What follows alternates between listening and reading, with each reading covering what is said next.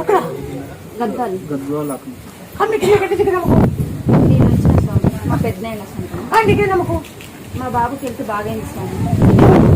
మా బాబుకి పసిరికలు అయితే మిమ్మల్ని మొక్కుకున్న తర్వాత బాగైంది. వడిబియ్యం ఇస్తాను మొక్కుకున్న వడిబియ్యం ఇచ్చిన.